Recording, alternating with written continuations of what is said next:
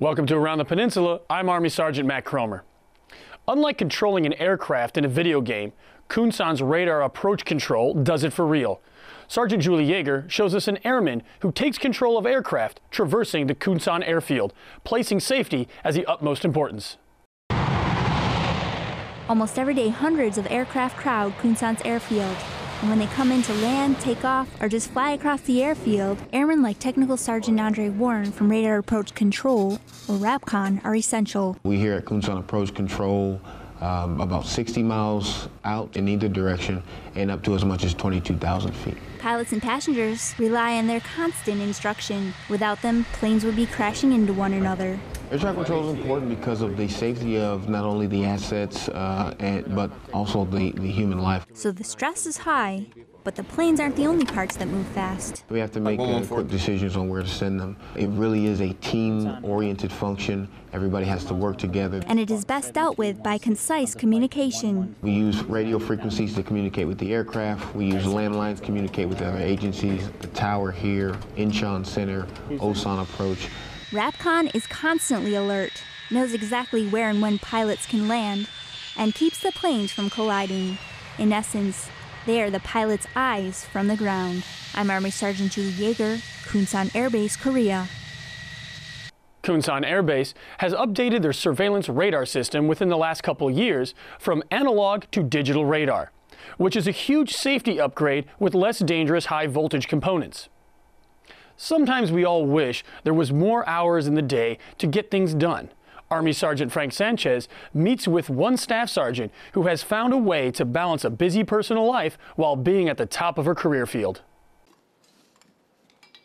If you come to the supply warehouse for the 65th Medical Brigade, you'll be sure to find Staff Sergeant Katina Gardner. She was recently awarded the Supply Excellence Award for the Pacific region and traveled to the Pentagon in Washington, D.C. to accept the award. Overall, I felt like it was a great accomplishment. Being supply, working at different levels. A wife and mother, Gardner still volunteers her time as a Zumba instructor, sings at various community events, and still makes sure that all her junior soldiers remain a top priority. Anything that they go through or they need somebody to talk to, they know that I'm here. They could call me at any time of the hour. I will answer my phone. I will come to their room. I will come to their house if they stay off post. But I want all my soldiers to know that I'm here for them. Army Sergeant Frank Sanchez, Yongsan, Korea. The former Chief of Staff of the Army, General Raymond T. Ordierno, recognized Staff Sergeant Gardner for her dedication to logistical excellence. Live and rhythmical music has the power to give us joy and heal our hearts. Army Sergeant Kelly Wiebe attends one festivity that brings a community together to give an outlet to their stress. As evenings begin to cool down, families can enjoy live events outdoors. Adults and children alike find libation at the annual Wine and Jazz Festival on Camp Walker's Kelly Field. With joyful music, adults relax and interact with each other with a glass of wine, while kids run around the field playing with bubbles. We enjoyed it last year, so we came back this year again to see the festivities. We had a great time last year. It's a good family team building event, so we came back out to enjoy the music and some great wine. In this event, people can taste and pick wines which are displayed on the banner. Also, local jazz bands come to perform jazz music. Mixed with music and a cup of wine, service members and their families attending the festivities enjoy their Friday night. My favorite part of this event is getting out and being a part of the community, drinking some wine, obviously, and spending time with my family and friends. Man, I'm ecstatic. It's not often you can get out and do something with your family. It's family oriented, and it's a great event. It's a great event. I'm Army Sergeant Kelly Wiebe, reporting from Camp Walker, Korea. This is the 6th annual event that over 100 service members and their families have attended. Cub Scout Pack 86 hosts a bicycle rodeo on Osan Air Base. Sergeant A.J. Bate shows one of the many ways the community supports children. We're here today sponsoring the Bike Rodeo, the Pack 86, with 22 volunteers of this community. Volunteering in the community as an adult, as a member of the community, inspires me as well as many of our other volunteers to give back a little bit to what we received as youth and to also make the world a better place. One of the things we are doing here today as PAC 86, we're sponsoring a community service project. The youth have come back and said how appreciative that these programs are. That gives them extracurricular activities as well, gives them outside the community, outside their normal box and security. I like riding bikes because you get to go places faster and it's fun and it counts as an exercise. Scouting and Cub Scouting with itself helps children and youth, one, because it gives them that time, activity, and program to do after school that gives them skill sets and life skills that helps them later in life. Reporting from Osan Air Base, Korea, I'm Army Sergeant A.J. Bate.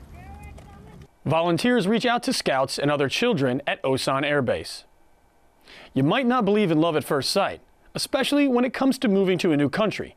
Senior Airman Elizabeth Toronto tells us about an airman who fell for Korea. Being stationed overseas comes with the uncertainty of moving to a new country. Staff Sergeant Walter Poland found a way to spend his time getting to know Korea personally, with trips like this one to Cheonju Lake. When I first got here, I didn't know what to think. Went on one hike, and after that, my whole perspective changed. After that, I went on as many trips as I can, and I still continue to do that. Because of these trips, it gave me a complete 180 on my thought process for Korea. Cheonju Lake, when I first got there, I was just mind blown about the scenery, just how awesome it looked. And I never knew when I first came to Korea that it was this beautiful. Go out and see Korea. Go see what it's really about. You know, enjoy it. Reporting from Cheonju Lake, I'm Senior Airman Elizabeth Toronto. Off-base tours continue to inspire and give troops the opportunity to immerse themselves in Korean culture.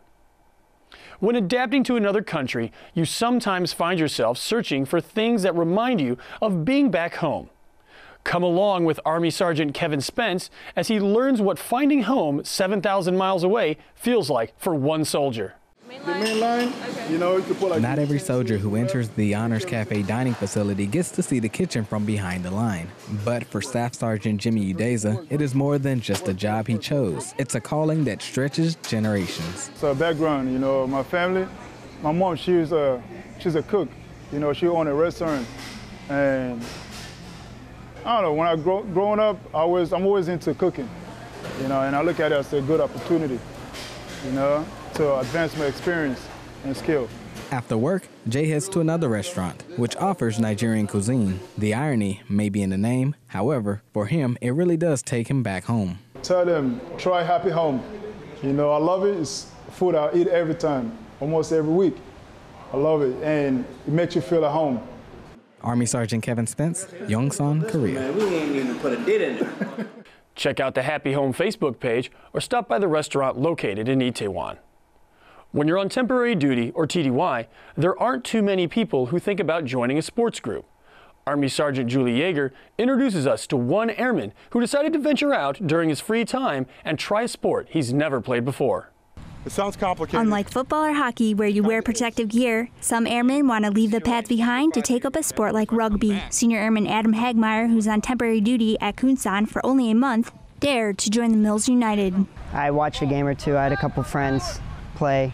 But other than that, I've never stepped foot on a rugby pitch or tossed the rugby ball or any of that. Now he tries to cram practices and games in after a full day's work to stay fit. I'm not too great at running, so it really helps with that. It's a lot of on your feet, going back and forth. It's only been a few practices and he's already hooked. And I'm into the game.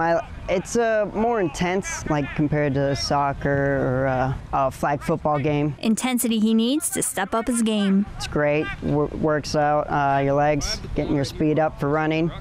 Tough game, and I definitely recommend it. It's a great time. His newfound love for the game has him planning to join a club when he reaches his home base. I'm Army Sergeant Julie Yeager, Kunsan Air Base, Korea. The first rugby balls were plum-shaped because they were made from pig's bladders. Since then, they've evolved into oval shape as oval balls are easier to catch, hold, and run with. That was your Around the Peninsula for Thursday, October 1st. From all of us at AFN, enjoy your evening.